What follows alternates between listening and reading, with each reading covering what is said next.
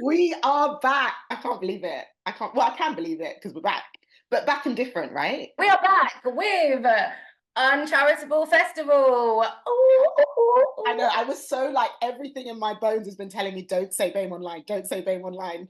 No. BAME Online, because some people remember it as BAME Online. So it's actually been really interesting transitioning and having to be like formerly known as BAME Online. I thought I would be rid of the name, but we are back as Uncharitable, and we are no longer running a conference. We are doing a festival. I'm always thinking, how can I do better than last year?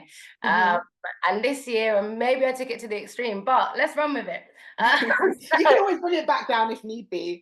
And I think, like you said, with the festival, like I know when we were talking when you first had BAME online, like how much can you take in and digest and have time to think about how you're going to put it into action. So hopefully people have seen that, like that's the feedback that you got, and now you're doing something about it in terms of giving people the space and the time to actually digest what's happening in the conversation. so wise and insightful, always, Cam. And it is true. It was in response to what people had said, particularly Hmm. people who had bought kind of an organizational ticket and they were Yeah. there with their entire staff team, that actually they wanted space to be able to kind of reflect on things.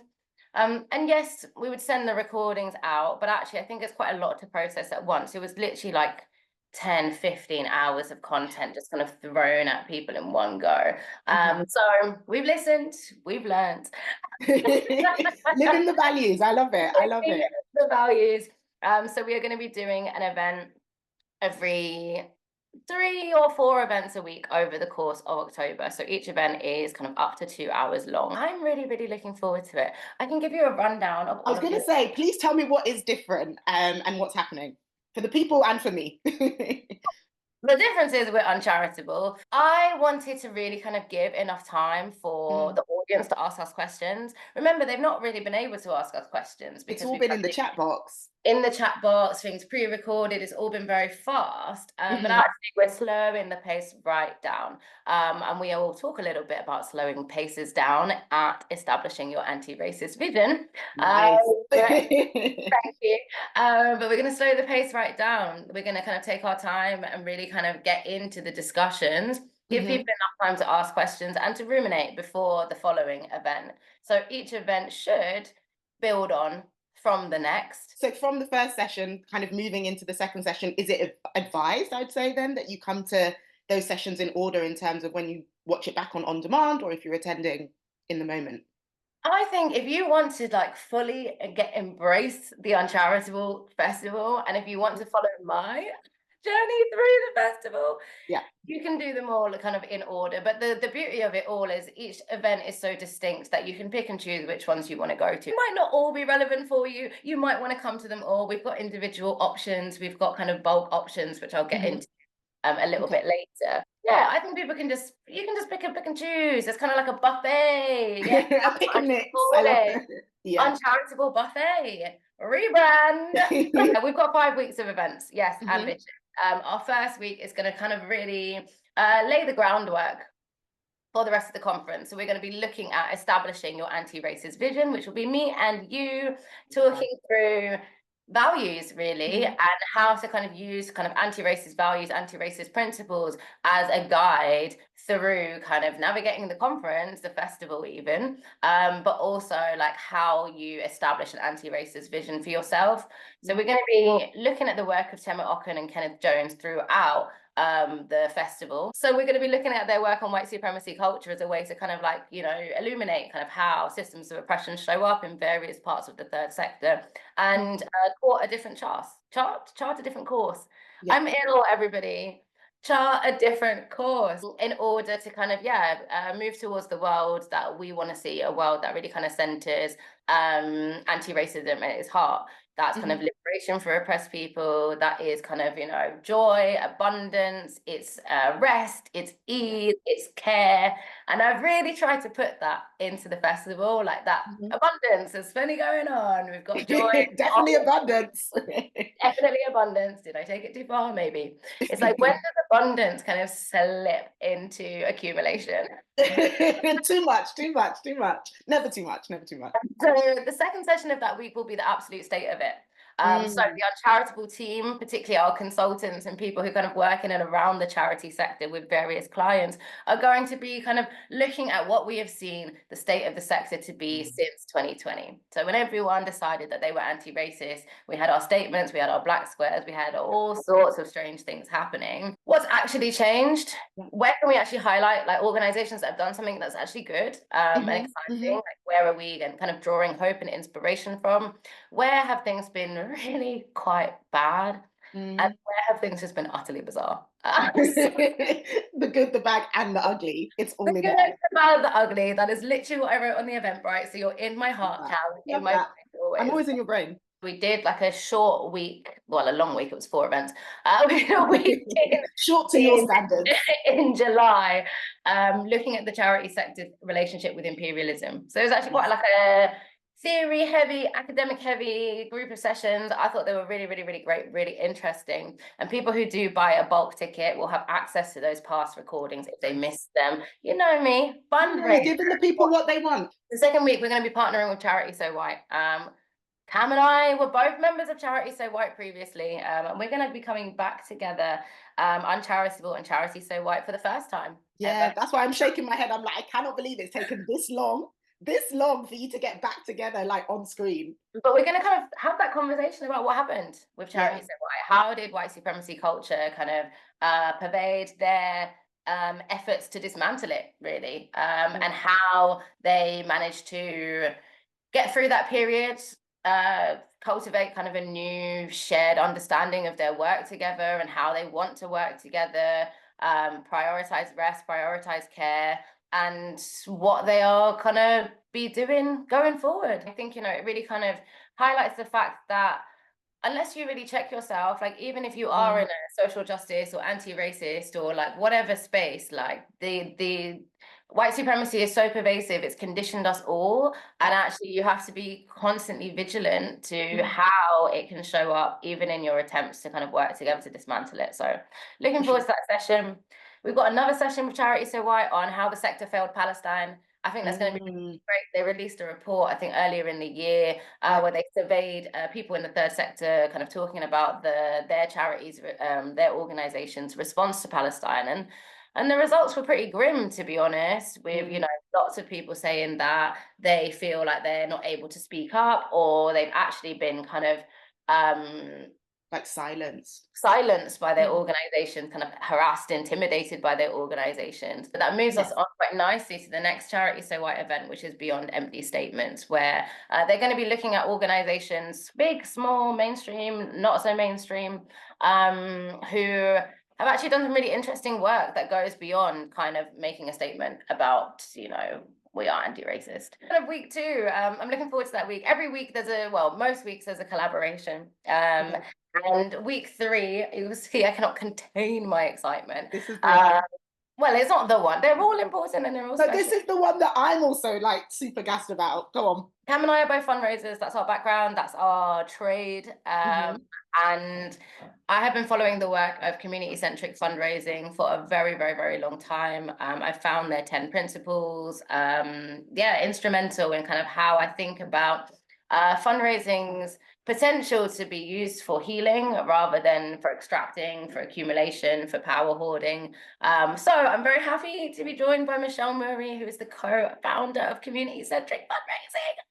I need to contain my excitement. It's like I know Michelle, like we're friends. Like I'm I'm even like so excited, even though like it's my pal. And Michelle is going to be joining me for a series of events, kind of looking at how do we fundraise differently? How do we kind of decenter donors and really center communities? And that is even in kind of including when we're thinking about how we engage with corporates, trusts, major donors. Like there is a way to do that that redresses the power imbalance, that centers kind of all donors as equal kind of parts of your kind of fundraising strategy. So we're going to be exploring that over the course of the week. We've got one event that is about kind of what is community-centric fundraising, what are the 10 principles, why is Michelle so awesome.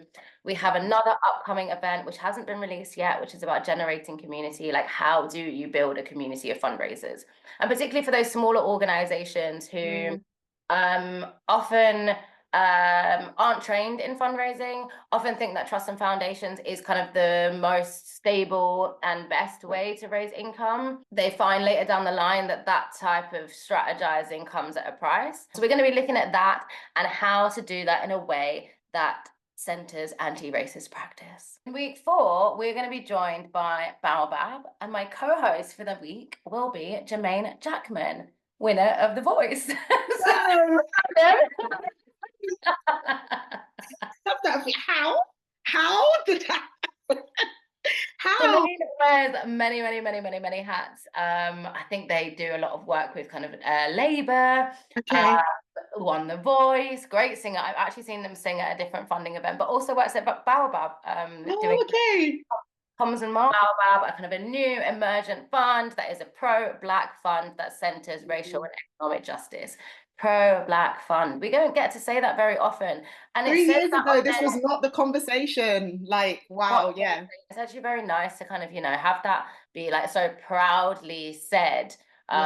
Up front, rather than it being kind of something that we hide from our donors in order to kind of get money. So I'm going to be spending the week with them, a week of events. The first kind of looking at the story of Baobab, how it came to be, how they're centering racial and economic justice, and some of the challenges that they've had along the way. The second event is going to be post-capitalist philanthropy, death, rebirth, and transformation. I can tell you're like super proud of that. Like, yeah, I'm like, oh, no. Jermaine Jackman and I will be joining forces. It's going to be a really, really, really fun collaboration. We got a nice chemistry together for the Baobab week. So watch out for that. It's giving vibes. I'm really excited. Do you think we'll get a little cameo? I don't know. Maybe it's not appropriate. A song. Yeah, a little song. Maybe. We're going to be joined by Julian Corner, the CEO of Langkelly, to talk about how they made to abolish themselves, essentially, to redistribute their, I think it's like 60 million or something like that. Now I'm like, oh, maybe that's not. I pulled that number out of It's a lot of money. abolish their assets and redistribute their assets, their endowment to I think they called it to life-affirming work that centers kind of racial and economic justice, which I think is really exciting. It's been a bit of a mystery what's been going on there, how they got to that space, what that's going to look like in practice, and actually like the personal transformation that people within the organization needed to have in order to come to that. And then we've got an event on participatory grant making, TBCs, that one. And another event that looks at kind of shaping an alternative future for philanthropy. So we're going to be looking at disability justice and funding. I think we're going to be reflecting a little bit on funding after the racist riots that's happened over the last couple of months. And really thinking about the role that philanthropy has to play in that. And we're also going to be meeting the founder of Kwanda, which I'm very, very excited about. You are not. What? That's my dream coming true. I did it for you. Thank you. Very, very interested and impressed by the work of Jermaine, the founder of Kwanda, who has come from a tech background and has basically created a platform for people in the diaspora to become philanthropists in their everyday and donate money, well, not even donate money, like redistribute money to work happening in parts of Africa.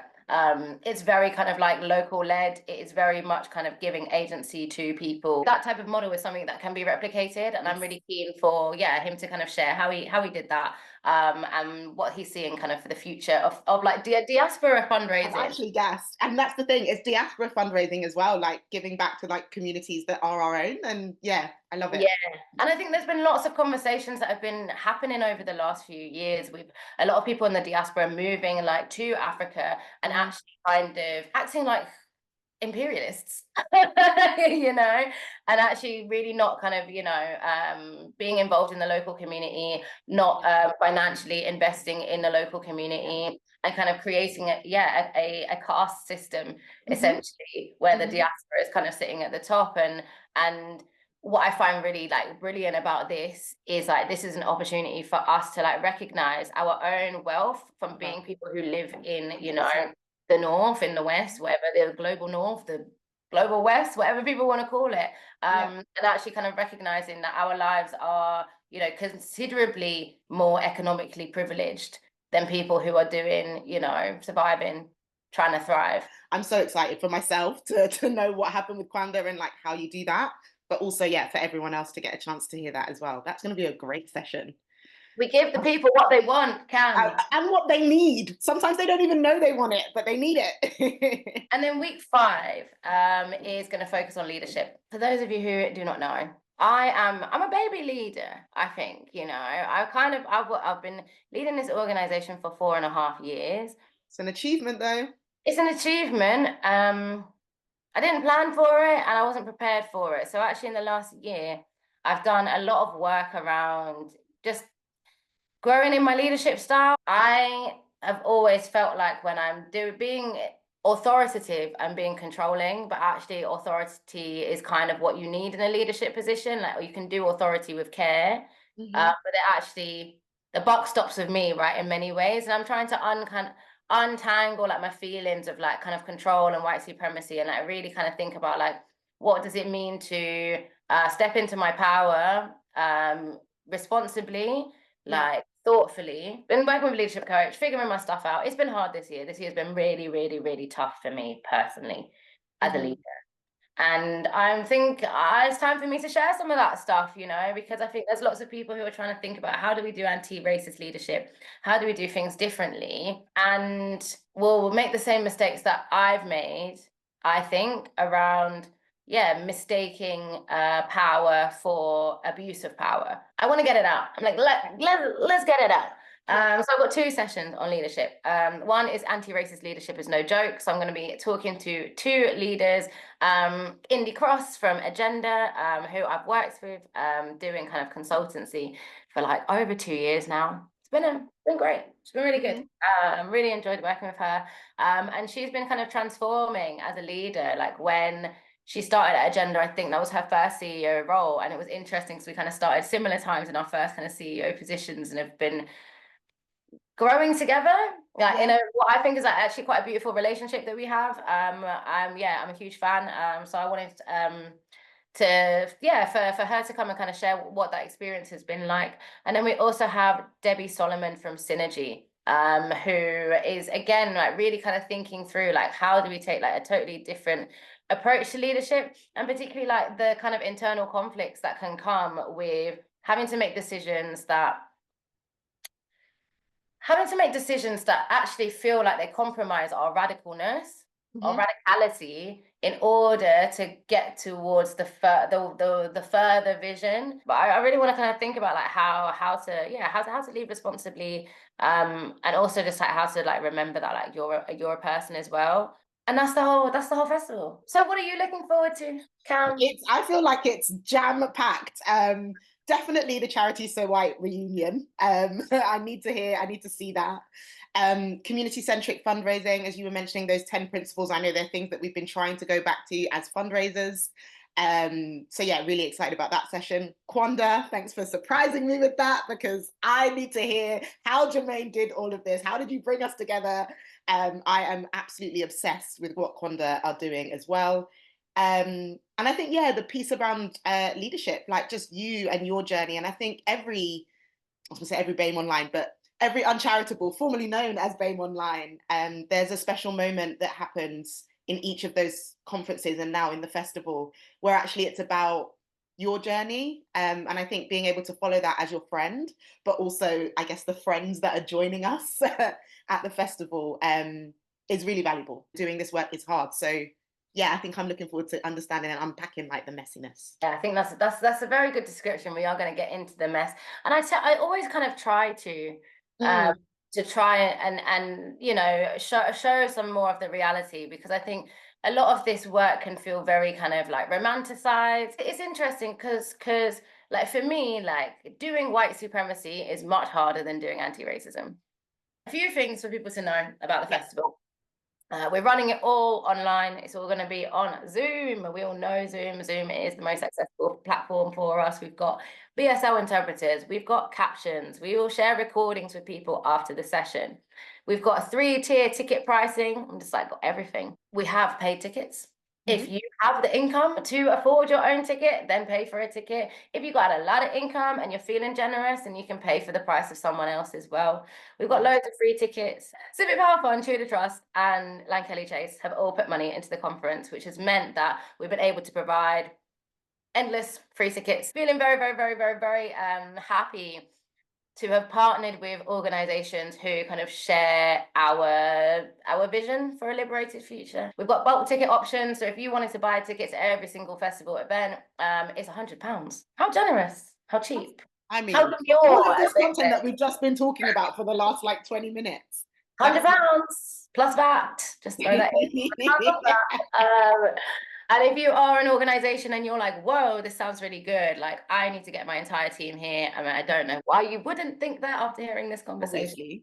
Then there are organizational tickets available, and that will give you, your staff team, and all of your trustees access to all of the sessions, all of the recordings, including the recordings in July. So anyone who buys a bulk ticket gets access to the July recordings and the October recordings, and you'll get them until the end of the year. Tell us the dates. Tell us like the dates, really good stuff. Of course, the 1st of October until the 30th of October. So you'll have, 3 or 4 events per week. It's Black History Month. So like, it's the best month of the year. It's Black History Month. It's my birthday. It's Uncharitable Festival. We're literally just giving the people what they want. Like, that's all we do. And then I have a big announcement, big surprise. Next year, there will be no Uncharitable Festival. Next year, there will be no Uncharitable Conference. We are taking a bit of a break from producing, and actually spending a year taking stock of all of the things that we've done over the last 5 years. Like, we've got so much content, we've got so much written stuff, we've got so much artwork, and like, we just accumulating for the sake of accumulating. Actually, we want to spend some time like thinking through like, how do we share what we have properly with the sector? Like, how do we actually like really kind of embed this knowledge like deeply, rather than just constantly churning out new stuff, which I think is going to be really exciting. I need a bit of a break. Like, I was going to say, a break, a little bit of like I think more people should do the same, because you just keep going, isn't it? And like, even when you were talking about that kind of like saviorist mentality, or like thinking you're the only person who can do this thing, and if I don't do this thing, then what's going to happen? Like, actually, I need to rest. I need to take a break. I need to recoup and think about, Yeah, absolutely. We all need a break. The festival time is very intense for us, like it is, and actually, I can't believe it though, Martha. I am shocked. The festival might return, the conference might return. I want to rethink like how we do it in a way that isn't exhausting for me and the team. I want to think about, how we kind of share some of the load of it, and really just kind of be together as a team. And like, we can't just keep running. Like, we've done amazing things. Like, there are things that we are doing, have done, that we can refine, we can transform, we can evolve. 2025, there will be no ticket sales. There will be no Martha and Cam. I'm very, very sorry. Maybe we can do like a little small event together. Yeah, I feel like we still need to like just pop on and say hi. But also, if you're taking a break, you're taking a break. I'm taking a break. But what people will see is that we are making book. We've produced 4 BAME online conferences. We created all of these sketch notes. We produced all of this knowledge, right? Like, what are we actually going to do with it? So we're working with Esme, our graphic designer. Deej and I are kind of putting our heads together to think through like, how can we use all of the knowledge that we've kind of been building, like working with speakers to produce, and give something to the sector, like to say goodbye to BAME online, right? So 2025 is not going to be like the end of learning from us or anything like that, but it's just going to be in a different way. So it's moving from like spoken word to the written word. I'm really excited for this. I really want to create like a kind of, a book that helps people like think through like, how do we approach our work differently? There'll be reflective prompts from Khadija and I. It's like, a reflective book, that is going to be our goodbye to BAME online, our love letter to the sector, a kind of way for us to really kind of consolidate it all right in like one place. And I think even given that you're having the year where you're taking the break, that's not a year for everyone like listening to take a break. That's a year for you to like start embedding. Right, I'm like, you got to extend it up because I'm taking a break. What are you Right. gonna do? Exactly. I'm like, whilst I've been away, what has happened? I will be asking when I Yeah. return, Yeah. what have you lot been doing in my absence? Yes. Please surprise me. Come Yeah. on, surprise Surprise us, please. me. I think that's it, Said when it starts, it's lasting for 5 weeks. You are not doing a festival next year, so be here or be square. That hey, Yep. next year it will not be here. And you are releasing a book, a love letter to the sector. I mean, what more do the people want? Literally, I mean, I'm just like, there's no more that you can have from there's me. nothing else to give. Nothing left to give. This is everything You are I getting have. everything. And you were saying that like a bulk ticket is like £100. Where do you go to get everything for £100 in this day and age? Join us on the 1st of October for more vibes. Cam and I will be opening with Establishing Your Anti-Racist Vision.